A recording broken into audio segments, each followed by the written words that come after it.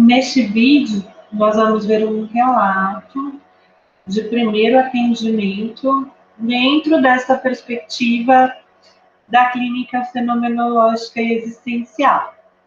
Vou abrir aqui a apresentação para que a gente possa ler juntos e juntas este relato.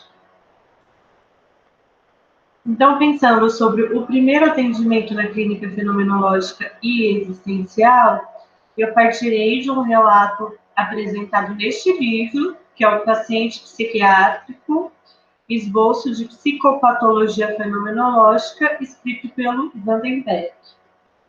E ele vai contar, então, sobre um primeiro atendimento com um paciente. Começa assim. Faz alguns anos, já tarde da noite, fui chamado ao telefone por um homem, cuja voz denunciava nervosismo e que desejava consultar-me a respeito das suas dificuldades pessoais. Então, ele começa contando como foi o primeiro contato, né? Como foi que ele entrou em contato para falar sobre começar os atendimentos.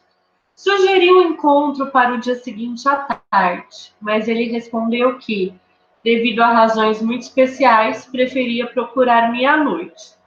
Então, dá para perceber que já no agendamento do primeiro atendimento emergem algumas questões da experiência dessa pessoa.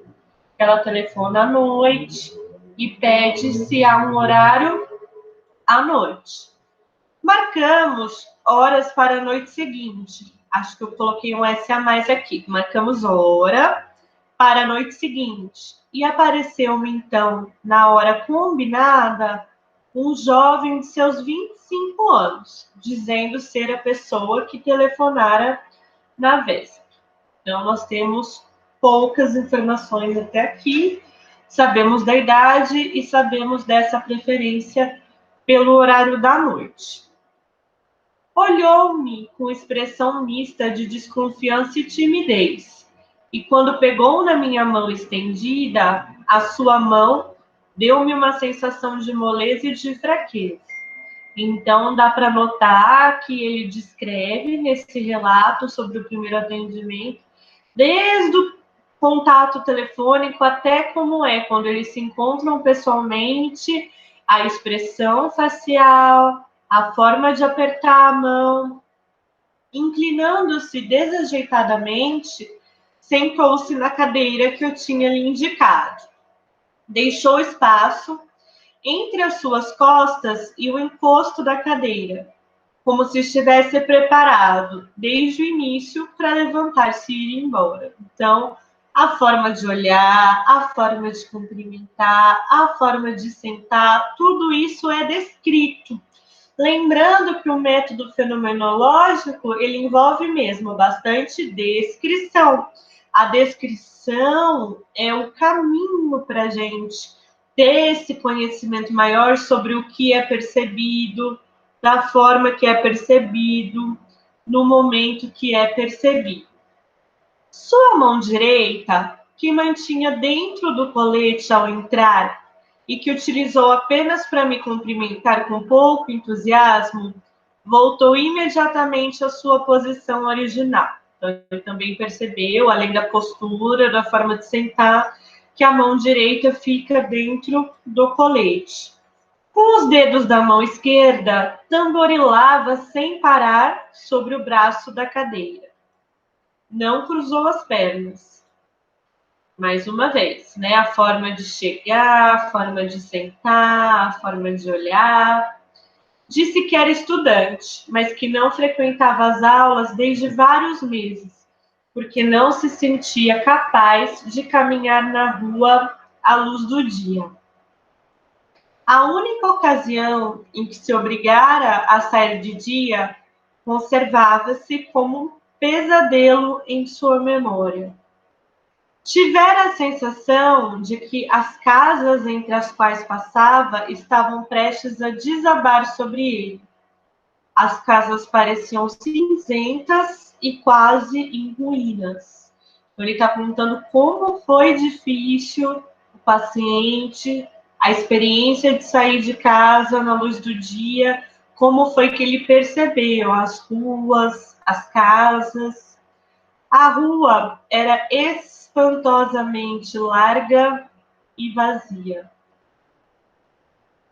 O medo impelira-o a voltar para o seu quarto, e ele se teria certamente posto a correr, se não se sentisse tomado por umas palpitações tão fortes que só lhe permitiam andar passo a passo. Então, ele experimentou esse medo, experimentou essas palpitações. Essas palpitações o estavam torturando já havia bastante tempo. A princípio, isto é, alguns anos atrás, eram passageiras e suportáveis. Com o correr do tempo, tornaram-se mais frequentes e mais violentas. Então, aqui ele está buscando entender como que é a experiência do paciente em relação a essas palpitações. Estava sempre preocupado com o seu coração e precisava manter a mão sobre o peito para certificar-se de que nada estava ocorrendo. Quando se achava em seu quarto, esses distúrbios não o incomodavam tanto. Sentia-se da melhor maneira possível quando estava estudando e nada o perturbava. Recebia somente poucos amigos. Eram pessoas que só falavam dos próprios conhecimentos e que, quando discutiam assuntos da vida de todos os dias, só o faziam para criticar. A sua opinião sobre o amor era cínica. Citava a definição do francês Chamfort, segundo a qual o amor nada mais é que o contato de duas peles e a troca de duas pálidas fantasias. Então, aqui, o terapeuta investigou um pouco sobre a relação do paciente com outras pessoas. Questão das amizades, das relações amorosas e também a experiência de quando ele está sozinho. Antes de ficar doente, conhecera uma moça, mas quando ela sugeriu que namorassem, riu. Depois desse incidente, passou a visitar prostitutas, a intervalos regulares, embora não muito frequentemente. Costumava humilhar essas mulheres por todos os meios possíveis, mas nunca tinha verdadeiro contato físico com elas. Então, aqui também ele explora, investiga alguns aspectos da vida sexual, da vida afetiva, percebe essa questão da humilhação, a questão também do contato físico, vai levantando uma série de aspectos de como esse paciente se relaciona com o mundo, se relaciona com as outras pessoas e se relaciona consigo mesmo. Uma vez a cada 3 meses, passava o fim de semana na casa de seus pais, que moravam a 20 quilômetros de distância. Nessa casa, onde cada canto e cada móvel lembravam-lhe a infância, as recordações do passado o impeliram a culpar os pais pela sua infelicidade. Sentia-se feliz ao partir novamente.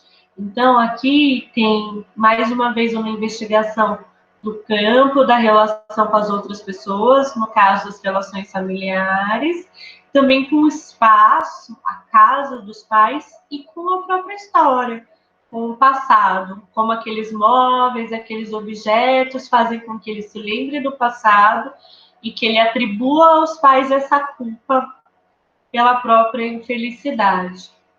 Não pensava ou não queria pensar no futuro. A vida para ele era apenas o estudo, sem nenhum outro propósito. Se de vez em quando as circunstâncias o compeliam a pensar no que estava por vir, tudo se tornava vago e ameaçador. Então, aqui está, como no primeiro atendimento, o terapeuta ele investiga elementos sobre o tempo, sobre como é a relação do paciente com o passado, como é a relação do paciente com o futuro. Aqui, gente, então, estão os 4 eixos para a escuta na clínica fenomenológica. E esses 4 eixos foram explorados pelo terapeuta nesse exemplo de relato. Como que o mundo é percebido pelo paciente? Então, quando ele fala sobre essa questão de sair na rua e ter até a sensação de que as casas estão desabando, né? Essa é a forma de perceber o mundo. Já quando está no quarto, se sentir mais à vontade, se sentir mais seguro, é uma forma de perceber o mundo. Na relação com o espaço, a relação com os lugares, a relação com os objetos. Então, ele foi escutando nesse relato dele da dificuldade de sair à noite, como que ele percebe os diferentes espaços, como que ele percebe o ambiente ao redor. Quando o paciente traz um relato sobre andar na rua sem ser à noite, ele conta das palpitações. Então, o terapeuta busca investigar a relação do paciente com o próprio corpo e percebe que o medo está ali, na questão das palpitações, que é algo que ele sente intensamente. Quando ele está sozinho, ele sente menos.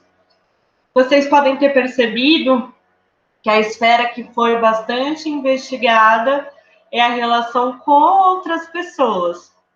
Como é a relação de amizade, como foram as relações afetivas, se houveram, como foram as relações sexuais, se há relações sexuais, se houveram relações sexuais, como são as relações familiares, né? E no relato sobre as relações familiares, ele traz elementos também da relação com o mundo, também da relação com o tempo. Lembrando que tanto o passado quanto o futuro para a clínica fenomenológica importam em como eles se presentificam, importam em como eles se manifestam agora. E foi assim que Vandenberg, nesse relato sobre esse paciente, lidou com a questão do tempo, com a percepção do passado, com a percepção do futuro. Esses são, então, 4 eixos importantes para a gente compreender o ser no mundo, né? Porque o ser no mundo, ele se relaciona com o espaço, com objetos, com o que a gente chama de mundo, mas também o próprio corpo, as outras pessoas e o tempo. É interessante guardar esses 4 pontos, nós vamos falar sobre eles de formas mais específicas nas nossas aulas seguintes, mas enquanto essa perspectiva for a que a gente for trabalhando, a gente sempre vai voltar nessas 4 dimensões e como cuidado com essas 4 dimensões, esses 4 eixos pode auxiliar na escuta terapêutica, auxiliar na condução dos atendimentos.